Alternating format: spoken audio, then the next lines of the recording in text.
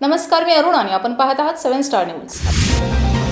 गेल्या 20 वर्षांहून अधिक काळ औंध भागातील ग्रामस्थ यांच्याशी जिव्हाळ्याचे नाते असलेले औंध शिक्षण मंडळाचे अध्यक्ष व राज्याचे उपमुख्यमंत्री अजित पवार यांच्या अकाली जाण्याने औंधकरांना मोठा धक्का बसलाय।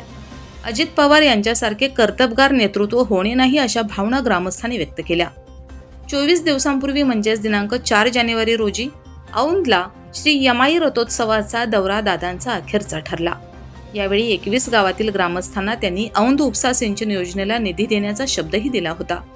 औंध संस्थांच्या अधिपती गायत्री देवी पंतप्रतिनिधी यांनी उपमुख्यमंत्री अजित पवार यांच्याकडे औंध शिक्षण मंडळाच्या अध्यक्षपदाची सूत्रे 2005 साली सोपवली।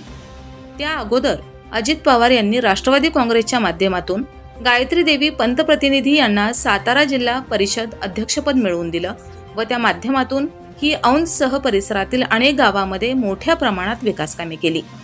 अजित पवार यांनी औंध शिक्षण मंडळाच्या अध्यक्षपदाच्या माध्यमातून औंध येथील प्राथमिक, माध्यमिक, उच्च माध्यमिक तसेच महाविद्यालयीन शिक्षणासाठी आवश्यक सर्व त्या भौतिक सुविधा मोठ्या प्रमाणात उपलब्ध करून दिल्या। अनेक दर्जेदार इमारतींची उभारणी केली। त्याचबरोबर औंध येथील गावातील मूळ पीठ, डोंगरावरील रस्ते, वीज व अन्य सुविधा उपलब्ध करून दिल्या।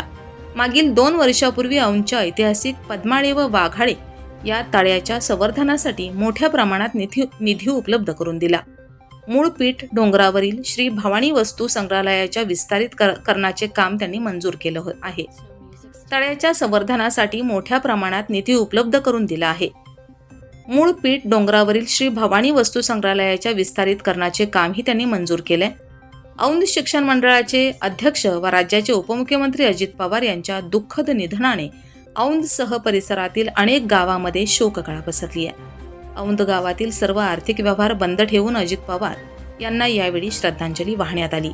11 ऑक्टोबर रोजी 6 तास औंधसाठी दिला होता।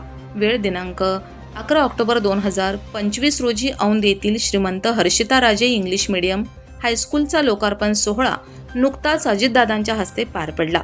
यावेळी तब्बल 6 तास अजित पवार या कार्यक्रमासाठी उपस्थित राहिले होते। त्याचवेळी त्यांनी औंध येथील शास्त्रीय संगीत महोत्सवाची दखल घेत त्यासाठी आवश्यक ऑडिटोरियम उपलब्ध करून दिलं। औंधच्या सर्वांगीण विकासावर दादांचा नेहमीच कटाक्ष असे। औंध उपसा सिंचन योजनेसाठी त्यांनी 1.25 TMC पाणी 2022 साली आरक्षित केलं होतं। अनेक छोट्या मोठ्या बाबीवर, स्वच्छतेवर दादांचे नेहमीच लक्ष असे। शाळेच्या मीटिंगमध्ये तसेच विकास कामांच्यावर असणाऱ्या चुका ते बारकाईने टिपत असत। जेवढे कडक तेवढेच मायाळू होते। त्यांचे आणि औंध ग्रामस्थांचे जिव्हाळ्याचे नाते होते। त्यांच्या जाण्याने मोठी पोकळी निर्माण झाली आहे। हनुमंतराव शिंदे, विश्वस्त औंध शिक्षण मंडळ व स्वीय सहाय्यक गायत्री देवी पंतप्रतिनिधी। Bureau report 7 Star news.